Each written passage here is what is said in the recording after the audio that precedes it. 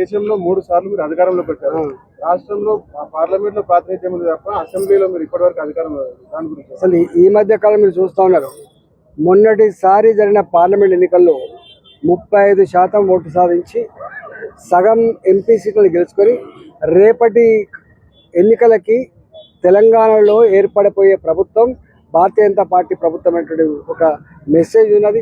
ఇప్పటికే ప్రజలందరూ కూడా టీఆర్ఎస్ పార్టీని చూసినాం, దాని పరిపాలన ఏందో అనుభవం అయింది కాబట్టి వాళ్ళకు మళ్ళీ ఓటేసే ప్రసక్తి లేదు.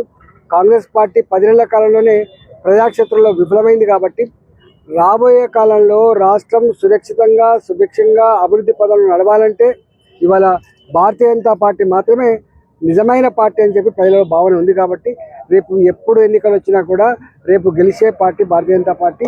మా నాయకత్వం అంతా కూడా, ఢిల్లీ నాయకత్వం అంతా కూడా సమగ్రమైన ఆలోచనతో, సమగ్రమైన ప్రణాళికలతో ఆ కార్యక్రమాన్ని కొనసాగిస్తుంది.